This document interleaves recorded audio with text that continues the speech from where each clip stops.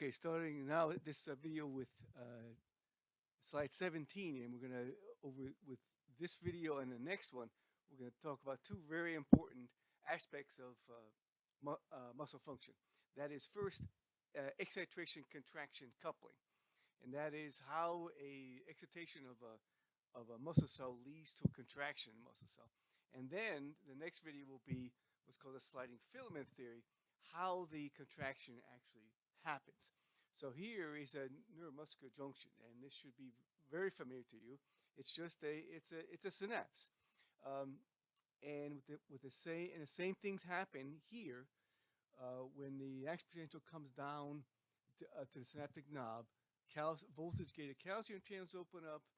That allows the synaptic vesicles to merge with the presynaptic membrane and releases the neurotransmitter into the synaptic cleft. In this case, it's acetylcholine. It's always acetylcholine.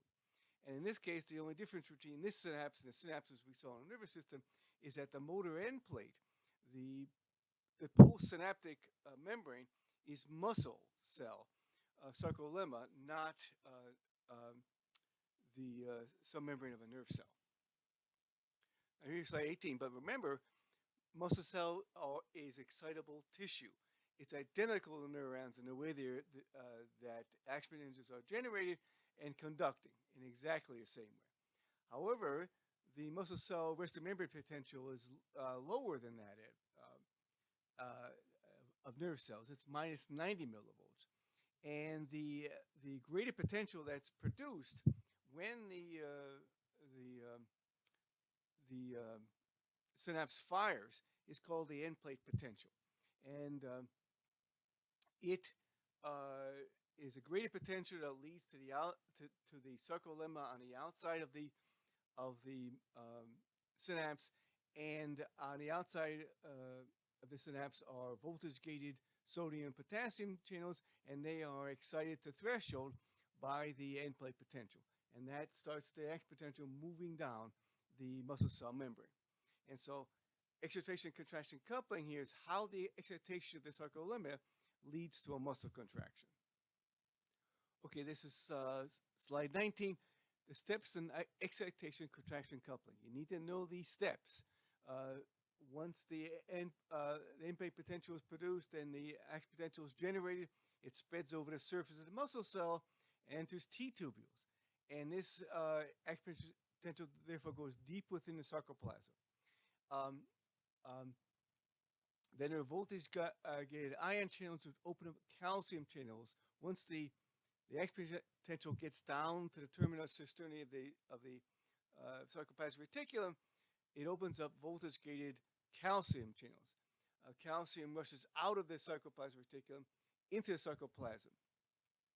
The calcium binds to troponin, and this causes tropomyosin to move and exposes actin binding sites on actin for myosin. Okay, this is slide 20. This is the same thing we just mentioned in a pictorial format. The neuromuscular junction, excitation of skeletal muscle fiber, release of acetylcholine, production of the end plate potential, causing this part of the sarcolemma to be brought to threshold. Action potential is generated along the sarcolemma and goes deep into the sarcoplasm via the T tubules. The terminal cisternae are along the T tubule, and they have these voltage-gated calcium ion channels, and the presence of the action potential opens up calcium ion channels in the terminal cisternae, and calcium rushes into the sarcoplasm. It rushes in, it binds to troponin, which will move tropomyosin out of the way of the myosin binding sites on actin. You got to remember what these filaments look like, particularly the thin filament. That tropomyosin, in the absence of calcium, are blocking the binding sites for myosin on actin, and the binding of calcium to troponin moves the tropomyosin out of the way and opens up these binding sites. Now, next video we'll see what happens next in what's called a sliding filament theory, how this causes the filaments to slide by one another and cause a muscle contraction.